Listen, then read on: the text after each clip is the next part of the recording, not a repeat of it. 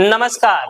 YouTube के इस channel पे आप सबका स्वागत है और आपसे निवेदन है कि चैनल को सब्सक्राइब कर दे ताकि आने वाला सारे वीडियो आप तक पहुंचता रहे। तो जैसा कि आपको पता है, कल 13 मई चौथे चरण का मतदान समाप्त हुआ। उम्मीदवारों का जो भाग्य का फैसला है वो ईवीएम मशीन में बंद हो चुका है। तो बिहार के जिन 5 लोकसभा क्षेत्र में कल मतदान समाप्त हुआ, उस 5 सीटों का हाल जानेंगे कि कौन सा सीट किसके खाते में जा रही है। हालांकि आपको यहाँ ये बताते चले कि फाइनल जो फैसला है, नतीजा है, वो तो 4 जून को ही आएगा।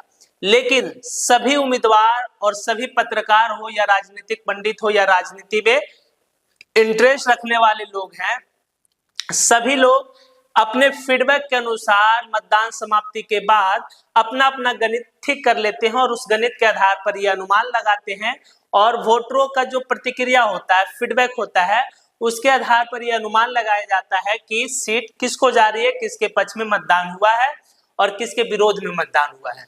तो हम लोग भी अपने सोर्सेस और अपने फीडबैक के अनुसार आज बात करेंगे कि बिहार के जो 5 सीट थे उस पे जो कल मतदान समाप्त हुआ तो उसके नतीजे कैसे रहेंगे, किसके पक्ष में जाता हुआ दिखाई दे रहा है।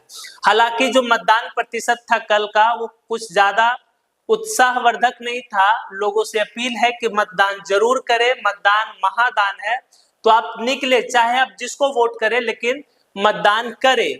सबको अपील है और सबसे करवाए भी। मतदान करना बहुत जरूरी है, ये आपके भविष्य और आपके देश के भविष्य को निर्धारित करता है।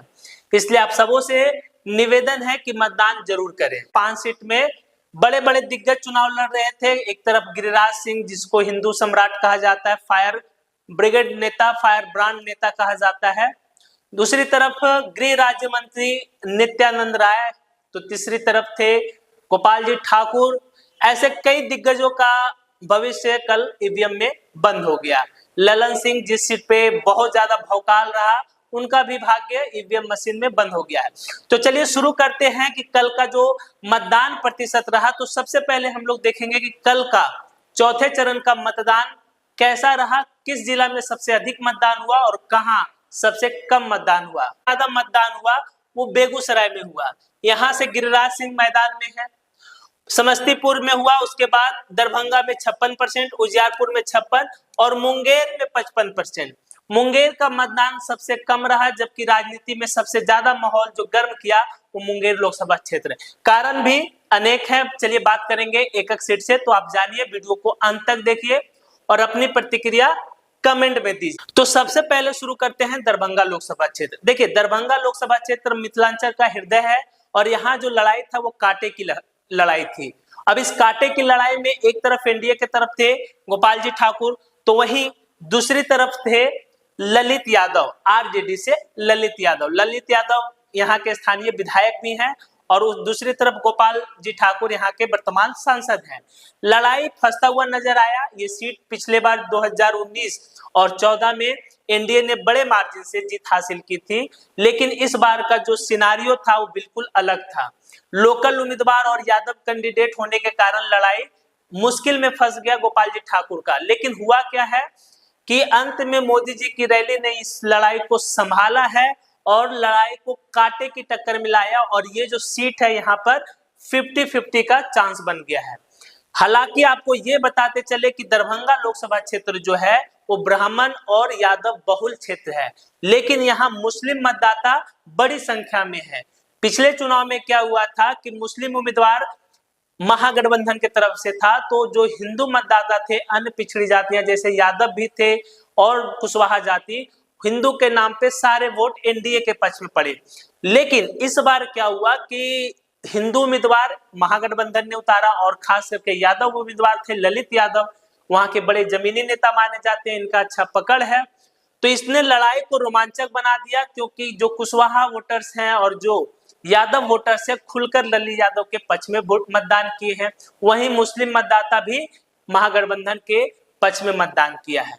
रही अति पिछड़ी जातियों का, तो ये अति पिछड़ी जातियां जिसे नीतीश कुमार का वोट बैंक कहा जाता है, इन्होंने गोपाल जी ठाकुर का लाज बचाया और उन्हें लड़ाई में बनाए रखा। और इस सीट का अगर आप फैसला की बात करेंगे तो ये सीट दोनों पक्ष में किसी को भी जा सकता है, बस अंतर यह है कि जीत और हार का जो मार्जिन रहेगा वो बहुत ही कम वोटों से तय होगा। तो दरभंगा की सीट 50-50 है, फाइनल नतीजे आपको 4 जून को पता चलेगा। दूसरा सबसे हॉट सीट जो बना था चौथे चरण में, मुंगेर लोकसभा क्षेत्र। आप इसकी लड़ाई इसी बात से आप मालूम कर लीजिए, गोदी मीडिया आपको जो भी बताए, लोग तरह तरह का विश्लेषण करते हैं, लेकिन मुंगेर लोकसभा क्षेत्र का भी लड़ाई कांटे का रहा। कांटे का क्यों रहा, इसका अनुमान तो आपको खुद से लगा लेना चाहिए कि अगर ये लड़ाई कांटे का ना होता तो धूर विरोधी कहे जाने वाले अनंत सिंह और ललन सिंह एक साथ हुए, उनको पेरोल पे बाहर निकाला गया। वहीं एक और धरा था सूरजभान सिंह का, वो भी साथ थे। तीनों एकमुश्त होकर वोटिंग के लिए अपने समर्थकों का एकजुटता बनाए रखा और यही कारण रहा कि ललन सिंह की लाज बच गई और वो लड़ाई में बने रहे। यहाँ दिक्कत हो गया कि लड़ाई को अगड़ा बनाम पिछड़ा बनाया गया, लेकिन लास्ट तक अति पिछड़ी जातियां, खास करके धानुक जातियां, जिसको एक बारे में कहा जाता है कि नीतीश कुमार का वोट बैंक है, उसने नीतीश कुमार की इज्जत रख ली और मुंगेर में धानुक जाति के जो लोग थे वो 50-50 में बट गए। कुछ लोगों ने एनडीए के पक्ष में वोट किया और कुछ ने महागठबंधन के पक्ष में किया। यहाँ पे लड़ाई बहुत जबरदस्त हुई और कांटे की हुई। हालांकि यहाँ पे साथ साथ कुछ छिटपुट घटनाएं भी सामने आई, क्योंकि महागठबंधन के उम्मीदवार अनिता देवी ने आरोप लगाया कि उन पे जानलेवा हमला हुआ। वहीं कई जगह ये भी बताया गया कि वोटरों को डराया धमकाया जा रहा है और इसका ही नतीजा निकला कि यहाँ पर मतदान प्रतिशत सबसे कम रहा, क्योंकि दो बाहुबली आमने सामने थे। लोग आशंका जता रहे थे कि कहीं खूनी संघर्ष ना हो जाए, लेकिन गरिमाई रहा कि जो मतदान था वो शांतिपूर्ण रहा और दोनों पक्ष के लोगों ने संयम बरता और मतदान संपन्न हुआ। तो यहाँ की लड़ाई को भी 50-50 माना जाएगा और यहाँ का जो जीत हार का अंतर होगा वो बहुत ही कम वोटों से तय किया जाएगा। तो इस सीट का भी अगर आपको फाइनल मुकाबला जाना है तो ये सीट भी 50-50 पे है और फाइनल मुकाबला, फाइनल नतीजा आपको 4 जून को ही पता चलेगा। उजियारपुर लोकसभा क्षेत्र में नित्यानंद राय लगातार 2 बार से चुनाव जीतते आ रहे हैं, लेकिन इस बार उनका लड़ाई फंस गया है, क्योंकि यहाँ के यादव मतदाता ने एकजुटता दिखाई और वो जो वहां का विभाजन था मंझरौट और किश्नौत के, उस बेसिस पे दोनों में एकता हुआ और अधिकांश यादव वोटर्स महागठबंधन के पक्ष में मतदान किए हैं। वहीं दूसरी ओर जो कुशवाहा जाति के वोटर्स थे उन्होंने भी खुलकर महागठबंधन को वोट दिया है और उजियारपुर लोकसभा क्षेत्र जो है वो नित्यानंद राय के लिए बड़ी मुश्किल हो गई है।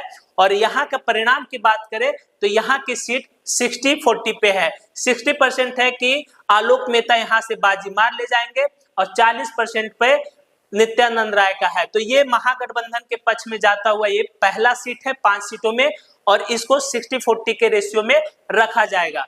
यहाँ यादव मतदाता और कुशवाहा मतदाता ने एकजुटता दिखाई, साथ ही साथ मुस्लिम मतदाता ने एक मुश्त महागठबंधन के पक्ष में दिया। वहीं सवर्ण मतदाता घरों से निकलकर उस तादाद में और उस उत्साह में नहीं आए जो उत्साह में उन्होंने 2019 में मतदान किया था।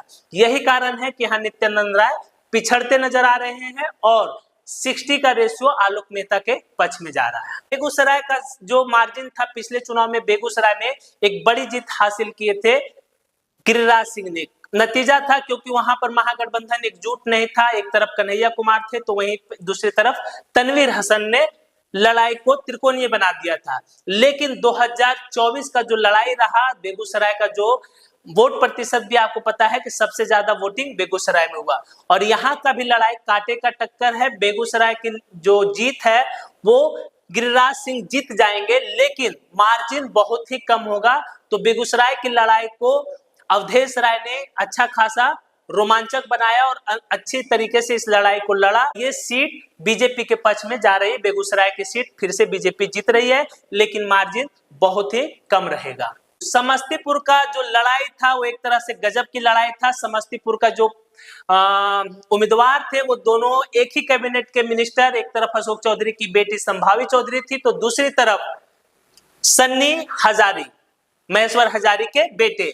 दोनों के तरफ में लड़ाई एकमुश्त रहा। यहाँ पर दोनों गठबंधन के नेताओं ने पुरजोर कोशिश की अपने अपने उम्मीदवार के पक्ष में, लेकिन समस्तीपुर का जो हाल है और मतदान प्रतिशत है, वहां के जो मतदाताओं ने अपनी प्रतिक्रिया व्यक्त की है, उसके आधार पर ये सीट महागठबंधन को क्लियर कट जाती हुई दिखाई दे रही है। इस सीट में जो यादव मतदाता थे और मुस्लिम मतदाता ने एकमुश्त मतदान किया है सन्नी हजारे के पक्ष में, वहीं जो एनडीए का वोट बैंक माना जाता है उसमें भी सेंधमारी हुई है और संभावी चौधरी के पक्ष में उस तरह से मतदान नहीं हुआ जिस तरह से ये लोग को अनुमान था। अनुमान के हिसाब से इस मतदान नहीं हुआ और ये सीट समस्तीपुर की सीट जो है वो फिलहाल महागठबंधन के पक्ष में जाती हुई दिखाई दे रही है और यहाँ पर महागठबंधन के प्रत्याशी जीत हासिल करेंगे। हालांकि जो यहाँ समस्तीपुर है, यहाँ पर दलित महादलित मतदाताओं की संख्या बड़ी आबादी में थी, इसके बावजूद पासवान वोटर्स खास करके इस बार नाराज थे चिराग पासवान से, क्योंकि उन्होंने उम्मीदवार बाहरी उतारा। संभावी चौधरी अशोक चौधरी की बेटी है, जिन्हें कहा जाता है कि लोजप्पा के टूट के बड़े कारक अशोक चौधरी को माना जाता है। साथ ही साथ वहां पे कुशवाहा मतदाता और कुर्मी मतदाता भी चिराग पासवान से खासे नाराज थे और उन्होंने उनके विरोध में खुलकर मतदान किया। यही वजह है कि समस्तीपुर की सीट महागठबंधन के पक्ष में जाती हुई दिखाई दे रही है। तो 5 सीटों का विश्लेषण की बात करें तो ये 5 सीट में 2 सीट महागठबंधन के पक्ष में श्योर एंड सर्टेन जा रही है, जहां की 1 सीट एनडीए के गठबंधन को मिल रहा है और 2 सीट पर कोई भी जीत सकता है। कांटे की टक्कर है, उसका नतीजा आपको 4 जून को लगेगा। बाकी आपको क्या लगता है अपनी प्रतिक्रिया कमेंट बॉक्स में जरूर दें।